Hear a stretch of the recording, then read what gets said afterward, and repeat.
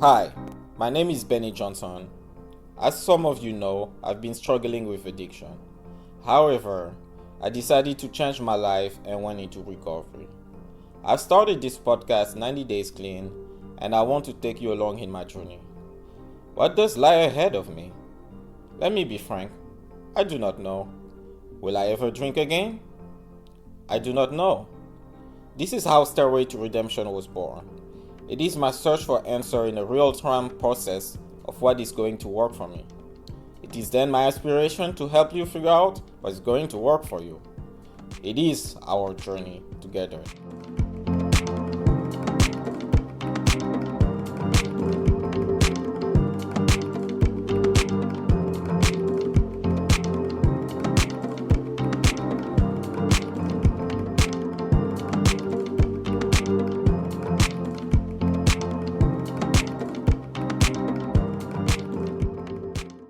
All right. Welcome back to another episode of Stairway to Redemption, guys. This week, I have last week's guest. This is the first time this is happening in Stairway to Redemption that we have a part two for the same topic because this topic is so vast, and also, I think we haven't exhausted the topic yet, so I'm welcoming back Barb. Barb, welcome back.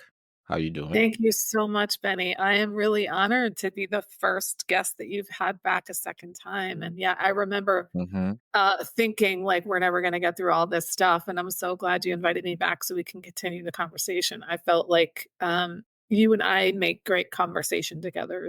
Like I think of it as you're a great conversationalist. I'm not trying to say that I'm not, but I'm on a lot of podcasts and I don't necessarily want to go back to all of them. So I'm delighted to be invited back. You know what they say, it takes two to tango. So I guess we dance well together. So Yeah. like Yeah. but yeah, so this episode 2, we're gonna start with the state of the mind address. So what's going on since I saw you 2 weeks ago? Yeah. So I don't know about what's going on in the last 2 weeks, but this afternoon I literally had to like pause and do a reset and do some journaling because some stuff has come up for me recently. For those who haven't listened to the first episode, I'm in 12-step recovery, which really transformed my life. And I was listening to a podcast episode in the car, and it was not about recovery, but the guy is in recovery, and he was talking about the power of looking at like resentments and doing forgiveness. And I realized that in regard to my business, I have some resentments against some of the vendors that I've worked with over time that I've never allowed myself to acknowledge that. And so I decided to sit down and go through some of the work. And I realized that I actually have some resentments against myself too, which I didn't realize. And what came up in there about me is some of the patterns that I've had for a long time. So one is unrealistic expectations. Another is my core wound of codependence, that I can see that, there are certain people that I've worked with, and that, yes, they are the experts in their field, but I'm the expert in my business. And I have just deferred to them like they know better than I do. In a way that is reminiscent of my codependent pattern, and coming to see that is kind of painful, but it's also really good. And then the other thing that just came up the other day with the woman who, she's my operations manager, but she's really more like a coach. And she helped me to see that I still have this deep seated belief that I have to overgive to people. And what's really kind of ironic, Benny, is my signature speech. My signature presentation is stop overgiving, repair your life from the inside out. And I think it's like, the reason I became a boundaries coach, like there's a million reasons.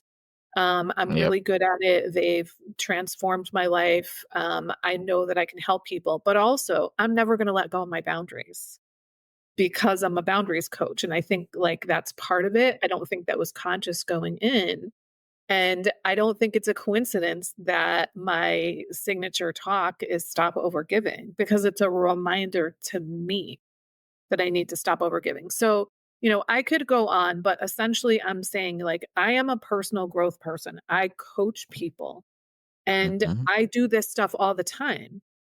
And I have coaches too, by the way, that, like, to me, this stuff never stops. I am on a journey, like I'm on a stairway to redemption, so to speak.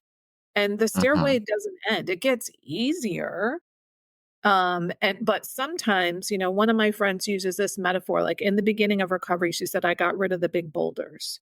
And then I got rid of the rocks. And then I got rid of the gravel. And now I'm dealing with the sand. And the thing about the sand is it falls into the cracks. It falls in between the steps of the stairway, Yes. right? You need a very Mhm. fine tool like tweezers to get that. It's not a bulldozer that you push in the boulder. And so it's it's not as devastating to do the work. Like, those boulders are things that are probably going to kill you if you don't take care of them. But the Mm. small things can have such an incredible impact on them when you see them. And I feel like that's sort of where I am now. This pattern of codependence of mine is so fucking insidious that it comes out in these ways in my business that I need other people to point out to me that are happening. So I think I'll stop there Mm. because clearly I could go on. No, actually, like I would like to for you to elaborate more on this because I have some. I remember, if correct me if I'm correct, in our first talk when you were talking and giving your state of the union address, you were mentioning that like you ruminate sometime on things, right? Correctly. And I was wondering, is it like things that you are ruminating on because you didn't find the closure you wanted? Is that maybe one of the issues with those vendors or something? Well, I Like, think did you want to, so sorry, yeah, go ahead. so for me, like the most common thing I ruminate on is finances. And it's Mm-hmm. I have this core belief. I don't want to have this belief, but I have this core belief that there will not be enough. Not there isn't enough now. That's not the belief. It's there won't be enough. And the thing is, it's the future. How can you possibly know? But I could decide there's going to be enough. And I find myself very frequently making the decision there is going to be enough and then acting in accordance with that. But then it's like there's this natural, it feels natural, this sort of like inborn part of me. Of course, it's not inborn, but that's what it feels like. It feels so deeply entrenched and ingrained that it's like there's this well worn groove, and I can pave over that groove and I can dig a new groove, but it's hard to do because first I have to jump out of the groove. Like, I'm thinking about like a piece of wood with a carved track in it and a marble going through it. Like, to jump that marble out of the carved track onto a new track that hasn't even been carved yet, like, think about how difficult that is. So I've got to use my marble to carve my new track without falling back into the old track. And I also need to pave over the old track. Like, there's a lot involved in that, and I work on it all the time. So that for me is ruminating. This codependence thing, um, it feels like it's probably also a core, like it's a core belief, not just a limiting belief. And I think maybe there's a connection. I'd have to think about it, probably journal about it. If there's a connection between there won't be enough and I have to overgive. Um, There probably is, now that I'm thinking about it, but I don't did I answer your question? I'm sorry. Yeah, I mean, yeah, like I wanted to know more, but yeah, it did. I think it did personally, Mhm, but yeah, mhm. you know, what's kind of interesting is also I had to establish my boundaries this morning.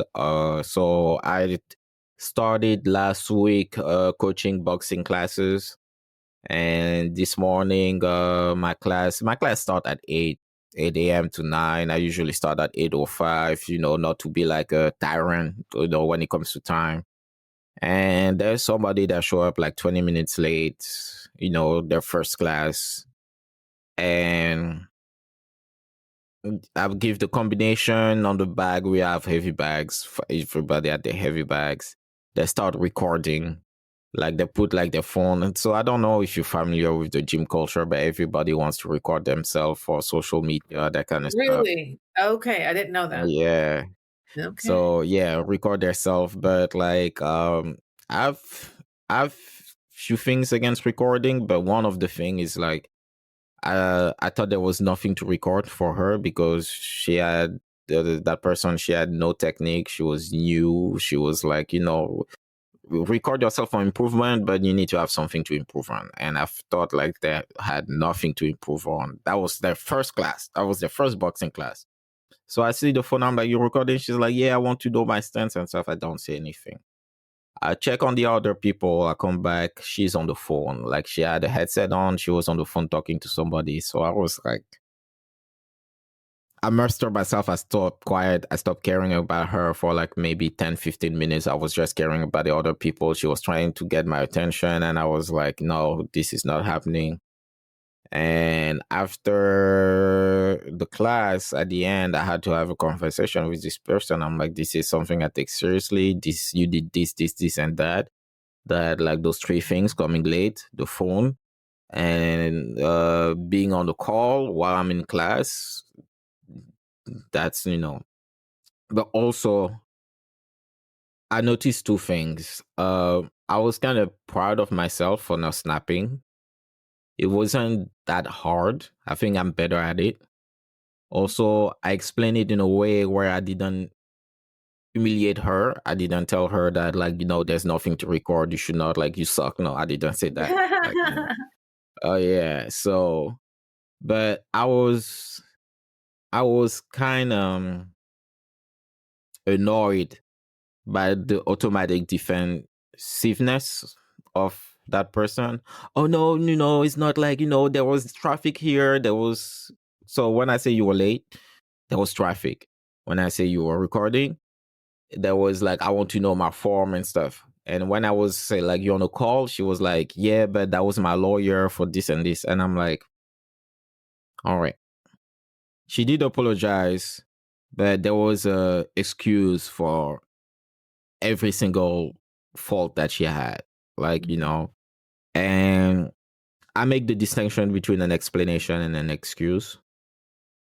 An explanation is like, oh, this happened because that. An excuse, the difference for me is the intention, because if you give an excuse, right, you expect the pass because, well, you give an excuse, I should forgive and give you a pass. But I hope she understood, but I hope that's not gonna happen again. But the problem is there were like other instances in other classes with other coaches with that person that didn't give me high hopes. And I don't want now to be like a prophet and play in the future, but it's hard now for me to recalibrate myself when I'm next to that person in the class. I'm like, Yeah. to give that person a fair chance.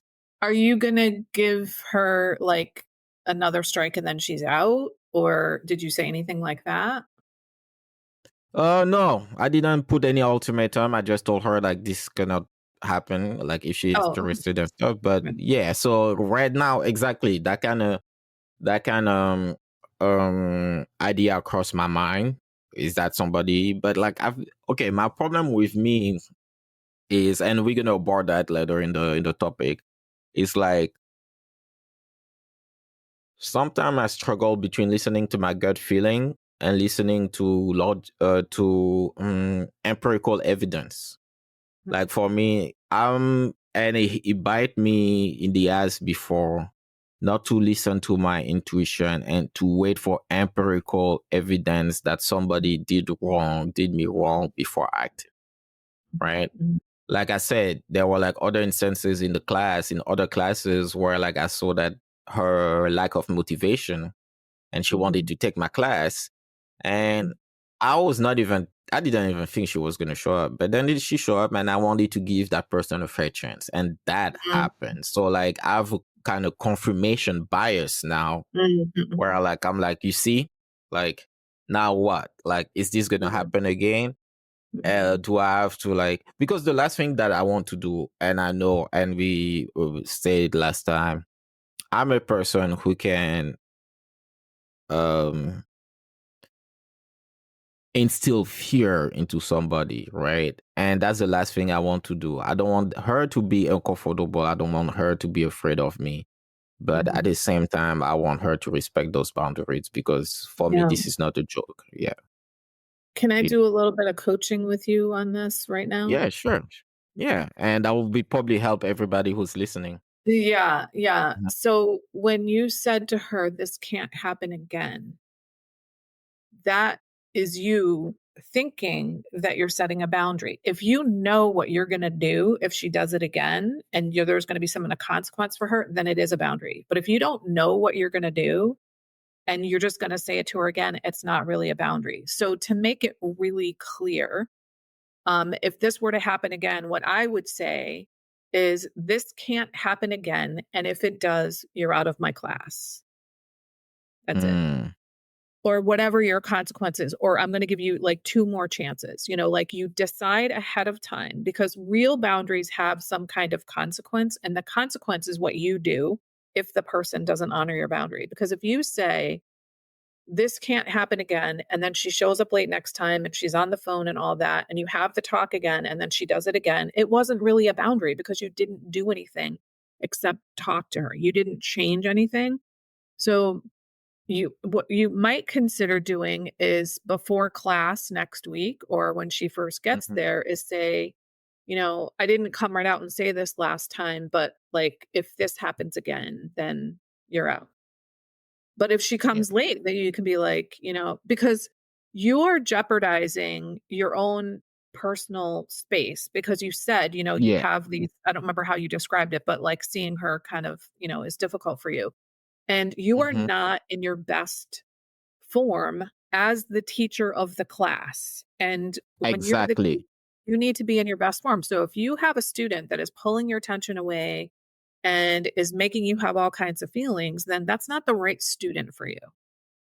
Right. Hmm. And so the boundary isn't just for you and isn't just for her. It's for the well-being of your class, Yes, you know? exactly. Yeah.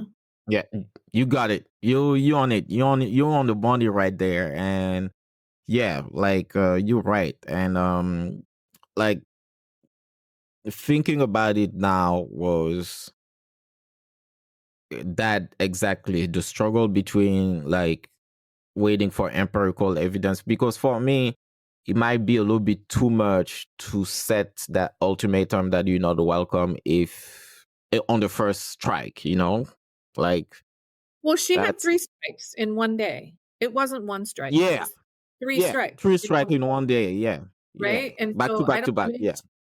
if it was simply that she showed up late, that's one thing. If or she had Mhm. just been on the phone, that's one thing, but she did 3 things on top of the fact that you had already had evidence before she started your class Yeah, of her behavior. So you yeah, called it, how did you say that? Something confirmation bias. I would say yeah. that you had some evidence and she corroborated the evidence that you already had. Mhm. I mean, I can see how True. you could call it confirmation bias, but Mhm. yeah, I mean, it sounds like she's got a pattern and you saw it before and you've seen it again. And chances are high you will be seeing it again. Oh, yeah. And now that's a perfect segue for the next question is, how do you enforce um those boundaries without feeling guilty? Well, it doesn't happen overnight, but Mhm. it's kind of the long game in terms of how you come to not feel guilty about your boundaries. And it's really about being situated in your own life, in your own body, and what matters to you. That's why I say it's the long game. And so for me, the way that I work with my clients and what worked for me is it took me a while to figure out. Somebody was like, how do you know what your boundaries are? Like, how do you know where the boundary is for you? And I was like, that's an excellent question. And I thought about it. And it's like, well, it's by what's important to you, what matters to you. So I wish I had understood that in the beginning. But now that I understand that, when I start coaching with clients, I have them identify their top 5 values so that they can use those values as guideposts for when and where to set boundaries. So health is a really easy example because most people can identify with it. So, I have abused and neglected myself for decades, and I'm not doing that anymore. And so health is a really important value for me. So when I set boundaries that uphold and support my health, if someone else wants to lay a guilt trip on me or make me feel bad about doing it, I really don't feel Mm-hmm. bad about it because my life is at stake here. Like, I know that I'm doing this for me.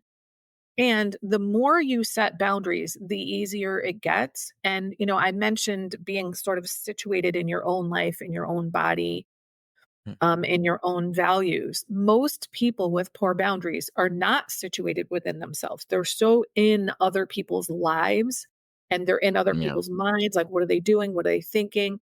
And so we want to be focused on ourselves and work from what's going on internally here. So when I do that more and more, I feel that my life is about me and for me. It doesn't mean I don't do things to support and help other people. I do all the time, Mm-hmm. but it means I'm not so invested in you and what you think. And so for me, I'm not going to feel guilty that I'm upholding and supporting my health and promoting Mm-hmm. my health when someone lays a guilt trip. So, an example I use all the time, I think it'd probably be pretty easy for people to identify with. So, I'm in recovery for compulsive overeating, and I plan and weigh my food. And I eat 3 meals and 2 snacks a day at approximately the same time. So let's say somebody says, "Hey, Barb, we want you to go to this brunch buffet on Sunday." I'm going to decline. Number one, 11 o'clock in the morning is not a good time for me to eat. Number two, buffets don't work for me because I want to eat all of it.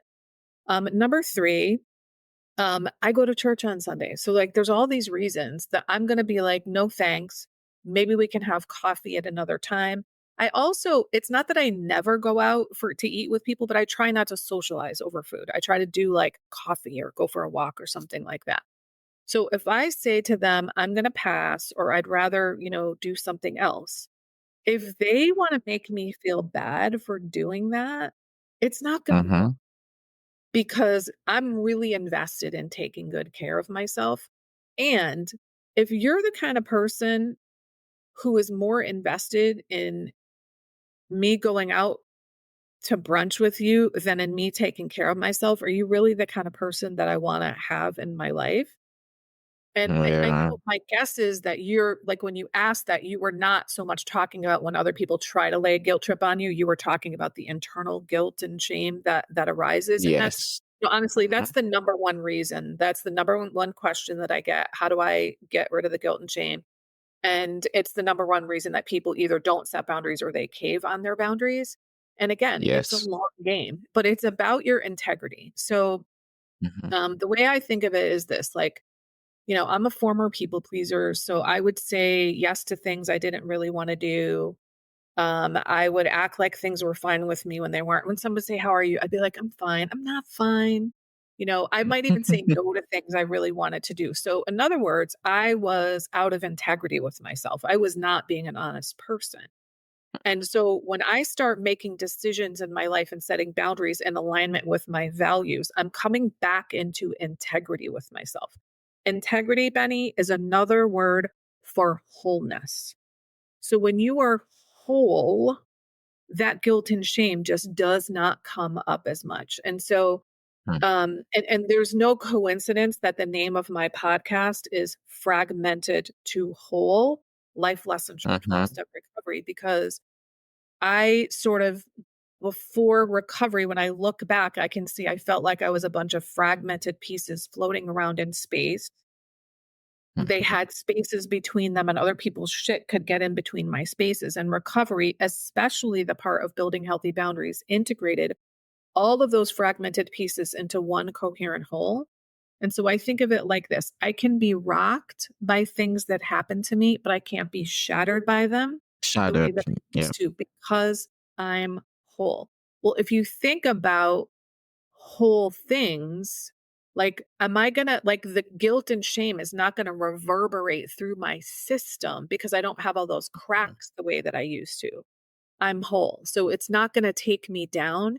And the better you get at setting boundaries, the less likely those feelings are going to come up. And, it's one of Yeah. those things where there's like a snowball effect that as you get better about boundaries and better about boundaries and better about boundaries, you feel better about yourself. You're Mhm. more situated in yourself. And then the guilt and shame just doesn't even come up. I mean, every once in a while, I might have a tiny, teeny, tiny little trickle of some kind of feeling like that. But, 99 plus percent of the time, I don't have feelings of guilt and shame because I'm living my life purposely and with intention. I am living a life of meaning and purpose. And I'm not going to be swayed from my life of meaning and purpose by someone else trying to push me to do something that doesn't work for me. I'm not going to be swayed by someone trying to lay a guilt trip. Nobody does this to me anymore. It doesn't happen. It used to happen all the time. Never happens anymore Yeah. because people see I'm firm in what I'm saying. Now, as a reminder, I was never like that before. So I want people to Yeah. know, like, if what I'm saying to you sounds completely foreign and you think that can't happen for me, I'm here to tell you, I'm here to show you I'm living proof. Like, I Hmm. caved all the time on things, and I just don't anymore. But it took, I would say for me, it took me 2 to 3 years before I really had pretty, really decent boundaries. And I did it through this meandering haphazard path through the 12 steps of recovery. And it's not like Hmm. recovery is like, here's how to build boundaries. It just sort of was a byproduct. Yes. And for me, because my core wound is codependence, boundaries are the antidote. That was just magic for me. And so what I did after I learned how to build boundaries and I realized like what game changers they were for me, I started reading about them. And when I was reading, I started drawing like visuals for like what would that look like to me because I'm a pretty visual person. And then those drawings turned into handouts, which turned into a workbook, which is the backbone of my boundaries coaching program. And I've created this accelerated pathway for people to create boundaries. I have a whole curriculum on it. And so people can learn how to build healthy boundaries in a matter of weeks through coaching with me instead of doing this haphazard meandering path over 2 to 3 years the way I did. Because I realized such dramatic changes in my life from having healthy boundaries. Like, I want that for other people. And so that, like, we start with the values because I know like that is the thing that's going to get you to be able to handle the guilt and shame, which is the number one reason. And I do have a couple of podcast episodes about feelings in my curriculum about Hmm. boundaries. I mainly deal with the people's feelings on the coaching calls. It's not so much part of the Hmm. curriculum, but it absolutely is something I deal with 100% of my clients because that's the hardest part about boundaries. That's the hardest part. Yeah, wow, that was a beautiful. And integrity, by the way, might be one of those core values that everybody should have if they want, like whatever. When you say like you should pick like your 5 values that makes you you. But like a question that I don't know if it's devil's advocate, but is there a risk to go at the other extreme of setting boundaries and being a kind of intolerant and jumping the gun too soon? Mm. So, Does that risk exist? yeah. So, I'll answer that in a couple ways. Number one, when Uh-huh. I started forming boundaries, I didn't know what I was doing. I didn't know that was what I was doing. But the first time that I Hmm. remember, oh, this is me setting a boundary. This was me. Wham! Ooh, way too harsh. Right now, the only Okay. if I had known it was going to be too harsh, Benny, that is not the boundary I would have set. Obviously, right? Okay. So I had to Yep. set it to know. Ooh, that was a little too harsh. I need to back off next time. So there's that can happen because I don't know what my limits are in the beginning because I never had any. So I have to Yeah. experiment. So learning how to set boundaries is an experimental process by nature. So it could happen occasionally as you're experimenting. But in terms of becoming a person who goes way too far the other side and is just, blocking people, like those are not the kind of people that come to me. If you start out being a people pleaser, you're never Mhm. going to turn into the kind of person who has just asshole boundaries. It's just not in your Yeah. makeup. Right. So if Mhm. that's what you're talking about, I don't think that's really a problem. Now, there are definitely people who have those problems that their boundaries are super, super strong and they're way too Yeah. rigid. Those are not the people that I coach. Those aren't my people because that wasn't me. I mean, I might be able Me. to help them, but they're not my ideal client. My ideal client has way too loose boundaries. Yeah. No, I was asking the question because like when a person has been abused in one direction, the natural reaction is to go to the opposite extreme instead of finding the right balance, right? So, yeah, that was why I was curious. Yeah. I mean, it's extremely rare because most of the people I work with, you would think the natural reaction would go the opposite direction, but they're so afraid to set that first boundary that it's not going to happen. Now, here's what I see though. So I have a whole bunch of tips in my communications module, my developing empowered communication module, and one of those tips is be polite. And here's why I have that. Because what happens for people that are overgivers with poor boundaries and people pleasers is they wait and wait and wait and wait and wait until they get pushed way too far and then they explode, which is what I think you're talking about. Okay. Well, they Yes. explode because they didn't set the boundary early. But here's the problem: when they explode, it typically works. So they think this is what boundary setting is. I have to explode on Oh, people before they will got listen it. to me. But the reality is, if you set the boundary immediately, so this is my number one tip, is to be prompt. The moment you know I need to set a boundary, that's when you set it. You don't wait for the right time because the right time never comes. And you build up all this tension. You're like, oh my God, what am I going to say? Blah, blah. If you just say it and get it over with, you have given yourself, like, it's a lot easier to relax after you've said it. You've been polite to them by letting them know the truth right away. So there's a proverb, which I believe is a Chinese proverb that I think is illustrative here. And the proverb is this: the best time to plant a tree was 30 years ago. The next best time to plant a tree is today. It's So the not. best Yeah. time to set a boundary with someone was the day you met them. The next best time is today. So even if you have never set a boundary before with this person and they're doing the same thing over and over again, as soon as you realize, oh my God, it's time for me to set a boundary, then you say to them, this is not going to work for me anymore. And you get it over with. And it's done and you've said it, you know? So not exploding is ideal, but in the beginning you might. And I also want to add something else. So in especially in 12-step recovery for things like people like Codependence Anonymous, Al-Anon, ACA. So these are people that have these, boundary issues like me. A common phrase that people learn when they first come in is no is a complete sentence. And this is true. But I'm not a fan of saying that unless someone just won't take no for an answer or they're toxic or dangerous or inebriate or something. But don't walk around saying no is a complete sentence. Now, some people who've never said no before go around saying no is a complete sentence to people because that's what they feel like they have to do to stand firm in their boundary. So that could happen, but it doesn't usually last. It's usually like once they are see that I can stand firm in my boundary, I can stand firm in my no, they stop saying no as a complete sentence because they're more saying it for themselves. They might be saying it for the other people too, but they're more saying it for themselves like, "Oh, I've said no. I'm going to stick to my no." And I need to hear myself out loud say no as a complete sentence. So that can happen, but it doesn't typically last. I don't see that lasting with people. And again, I'm not a fan of that because I'm a fan of politeness. Yeah. Unless someone is dangerous or toxic or inebriated or they just won't take no for an answer, then go ahead and be a jerk. Okay, we have your blessing on that. But oh, so yeah, that's funny you mentioned 12-step program because that's a illustration for my next question. So Oh, it all circled. It's all connects. Like, it's like, yeah, it all connects. So like, remember earlier I mentioned that with that student who took my class, I had I seen things that made me believe that that was the behavior that was gonna ensue with her not respecting the class.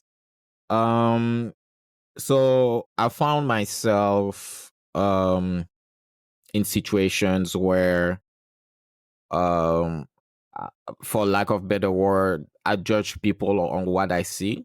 Like, not like full judgment, but definitely enough of a pattern for me to be what do I do it to be able to establish boundaries. Like I see patterns in behavior in people. I'm like, I don't like what I see. I don't want to know that person. That person now talks to me. I'm like cold. Like I'm now using the specific example with the 12-step program I go to AA. There's there's a meeting I like to go to because we have the big book. So there's two meetings that day. There's a big book meeting and there's the normal meeting in the big room.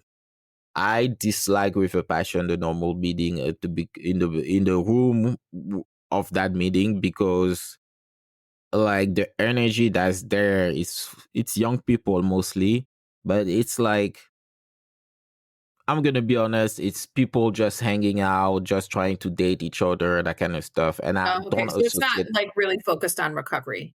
Yeah, it's not that part. Is like they say the right words, but the energy is not there. The behavior of the people is not there. But the big book meeting where we sit down and we read the book is my thing. So when I go there, the big book, sometimes I interact with other people. I cannot stop thinking that like I don't belong. I know I don't belong in that other group, but I cannot. It's not like I just cannot tell them straight to their face that I think you guys suck. That's what I don't want to talk to those people. But like just for the sake of argument and also being Mhm. diplomatic and we live in society, um, like I have those firm boundaries I established. But what's funny when I talk to some of those people who like to hang out individually, they're great. Like, when I can get to have a conversation one on one Mhm. with them. Yeah. But when they're all together and there's Mass Effect, there's virtual signaling, there's all those like components that Mhm. come in play. Or there's a pretty girl running around, like there's a guy, like Mhm. that dance. I don't want to be part of that Mhm. masquerade. And Right. sometimes I might be jumping the gun on, I think I make a judgment call on what I see to Mhm. establish the boundaries of Mhm. somebody who I might not be friends with. And sometimes Yeah. I'm right, sometimes I'm like, I picked them wrong. So, Mhm. Mhm. Yeah, you're like, human. what's your take on that? Like, is it okay to, for lack of better word, judge a person based on what you see to set healthy boundaries, even if you don't know them for sure? So humans are judging, discerning creatures. It is impossible to not make judgments, right? Okay. We can't not do it. So I think so there's that. And then I want to say this, like your boundaries are for you. They're not against other people. Like that helps me a lot. Oh, My boundaries are for me. They're not against other people. uh, Other people might feel like they're against them, but that's not what they're for. That's not the intention of them. My boundaries are for me to take care of me and protect me so I can live my life in alignment with my values because I'm living my life, you're living yours, and you get to do whatever you want. I get to do whatever I want, except for that you can't cross my boundaries, right? yeah. So, so there's that. And I think, there's a difference between making a judgment and being judgmental, right? So a Okay, judgment explain. is this doesn't work for me. Judgmental is those people are assholes, Mm-hmm. right? So like it's fine to decide this meeting doesn't really work for me because you need to take care of you go to the meetings for recovery, not for it sounds like drama is what it sounds like to me. You're talking about. So you go to the meetings for recovery, not for socializing. Not that you don't socialize in recovery, but that's not the main purpose. The main purpose is to get the Yeah. message and to carry it with you when Mm-hmm. you walk out the door.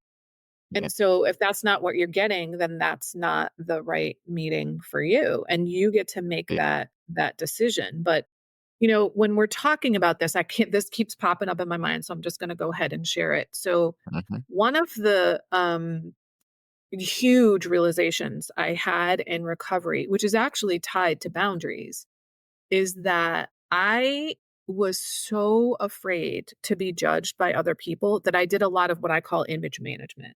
So I had a lot of masks up and facades up, and I would say yes to things and all that stuff. And it was ultimately that I was afraid people were going to judge me and reject me. And then I was like, well, wait a minute. Like I said before, we are judging discerning creatures. We cannot not make judgments about the world. It's just not possible. How about if they judge me by the actual me instead of these fake versions of me? Like, Yeah. you're going to judge me anyway. So I'd rather be the authentic me and have you judge that version of me than this one of the fake versions of me. Mhm. So I did a lot of image management and, I mean, I'm sure I still do some to some degree, but it's not, I don't live there 100% of the time. Like I constantly was so, and I didn't even know it. That's the other thing. I didn't understand how focused I was on getting other people's approval. But now I'm like, you know what? I'm going to be judged. That's just how it works. So let them judge me for the actual me. So, I'll give an example. I've sworn a couple times here. I swear a lot. It's just what I do. And I swear a lot on my podcast. No, that makes it like, a little more real. Yeah, go ahead. That's what people say is like Yeah. they're like, you seem authentic to me, and especially if they swear. Now, and I've 580 something at 500.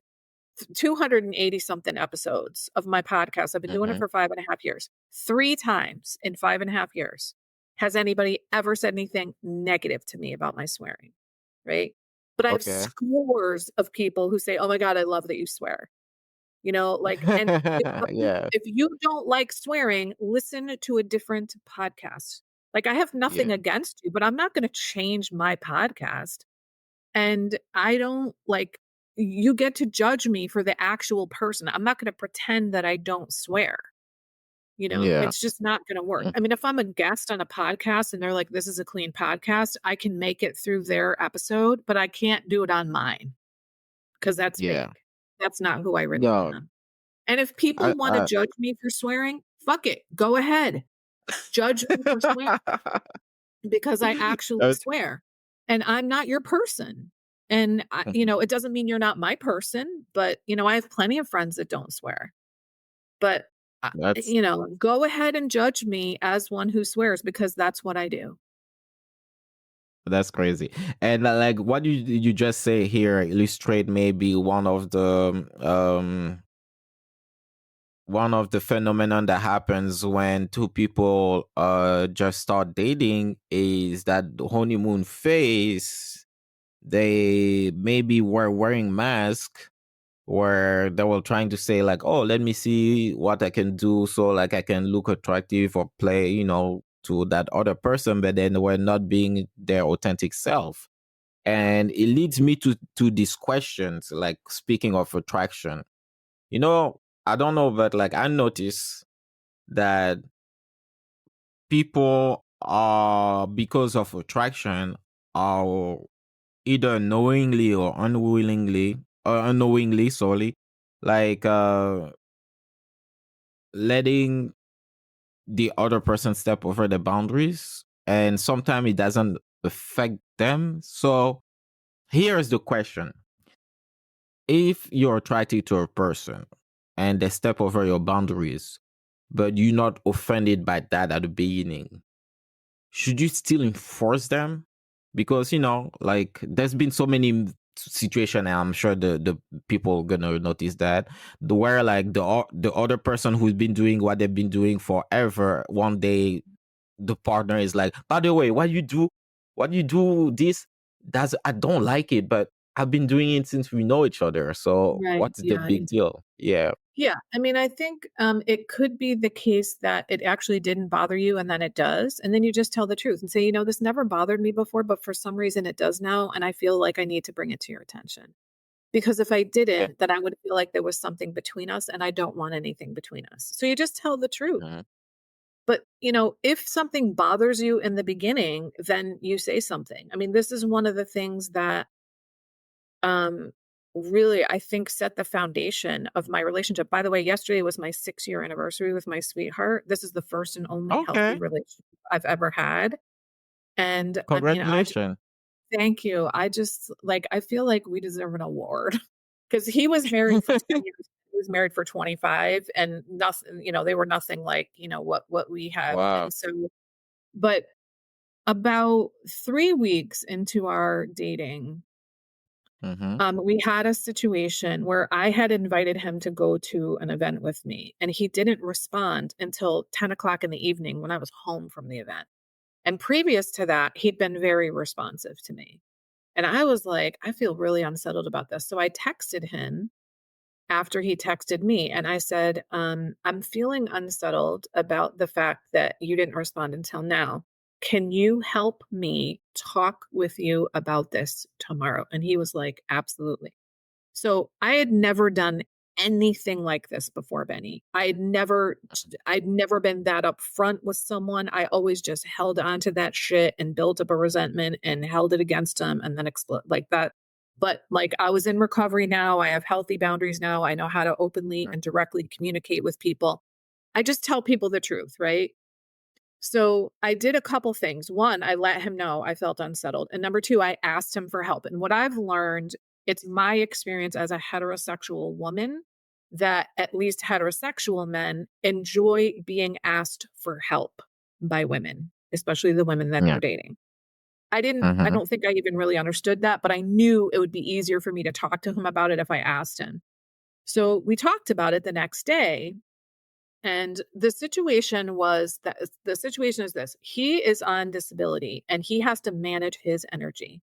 And I am a very active person and he did not want to get sucked into my world. I asked him to go to a pitch event for other entrepreneurs and he didn't even know this, to be honest with you. As we processed it, he realized that the reason he didn't want to go with me because he didn't want to get sucked into my world. Because when he looks at my calendar, he's like, oh, because he sees all the on Yeah. my calendar. And he's like, I don't have the energy for that. Like I can't get sucked into that. I don't want to get sucked into that. And I said, well, I would have appreciated it if you had just said that. And he said, well, I kind of discovered that in the process of this conversation. The other thing he said to me was, I assumed that by not responding to you, that was my response. And I was like, oh no, that is not No, a hell no. What? response, No. is not a Yeah. response. That will not do for the future. But Mm-mm. actually, let me back up and say, when I sat down with him to talk, and this is how I started the conversation. I said, thank you so much for agreeing to have this conversation with me. I see this conversation as an opportunity for us to increase the intimacy of our relationship. And I hope you do too. So I set the tone. This is not going to be an argument. This is not going to be a fight. This is about us increasing our level of intimacy. And that's precisely what happened.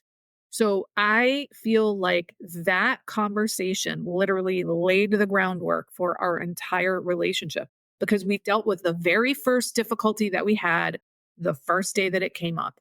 We didn't push it under the rug. We told the truth to each other. We both learned these skills in recovery. We know how to relate to other humans now. We told the truth. And he also apologized to me. And I said, now that I know that you don't want to get sucked into my world, I'm not going to invite you to these things anymore. And if you ever change your mind and decide you want to go, let me know. I'd be happy to invite you, but I don't want to put you in the position of having to refuse all the time. And for me, I wanted him to see this is what I do. I wasn't expecting him to come back with me again, but I wanted him to know, like when I say, oh, I went to a pitch event, like what am I talking about? And what happens at those things? But it wasn't about like, I need you to come with me all the time. So we got to Yeah. have that conversation. And so now Mm-hmm. for me, like the fact that he has healthy boundaries and I have healthy boundaries have everything to do with the reason that we're able to be together for 6 years and still be like lovebirds. Okay, that's amazing. It just made me think of like this before we close. So when you guys establish like boundaries like this, what what happened do you think in the back of the mind when somebody respect the do you I'm gonna ask you for you, do you when he said that he doesn't want to be stuck in your world and stuff, do you live with the hope that one day he might change his mind and come check it No, out, or like you in reality just now. like Yeah, yeah. reality that no, that's not gonna happen, Right. So right? I used to Mm-hmm. like, I would listen to what the person said, and it Mm-hmm. was really subconscious, Benny. I mean, when I look back, I can see how many times I truly deeply inside subconsciously believed they're going to change. But consciously, Yeah. if you had said to me, "Are you trying to change them?" I'd be like, "Oh no, I'm not trying to change them." But really, I was. Okay. So when Yeah. someone says to me, "I don't want to get sucked into your world," I take that at face value. I'm not Okay. trying to subtly change him into someone. Like, so when I first got into recovery, I was listening to the dating coach Matthew Hussey. I don't know if you're familiar with him. I don't believe No, he I'm not. ever used the word boundaries, but he was talking about boundaries all over the place. And one of the things he said that I love the most, that I quote all the time, is this: you shouldn't have to time travel to date someone. So if someone is not dateable today, the day that you meet them, then they're not dateable because you're dating them now, Yeah. not in the future. So if you think, oh, in the future, he's going to be the kind of person who's going to want to get sucked into my world, don't date him because he's not wanting to Mm-hmm. be sucked into your world right now. If he says, I don't want to have children, then, and you want to have children, don't date him because that's a gigantic thing yeah, it's possible that there are some humans who've changed their mind about that, but don't invest in that, right?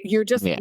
You're like dating this future version. You're time traveling to this version of him that doesn't exist yet, that may never Mm-hmm. exist. So stop doing that. Like, Yeah. live in the reality of who this person says they are today. And that to me is related to we fall in love with people's potential. I remember when I heard somebody in a Oh recovery yeah. room, I was like, oh, that's the story of my life. I fall in Mm-hmm. love with people's potential. And instead of dating who they are right now, I date who I could see them becoming someday.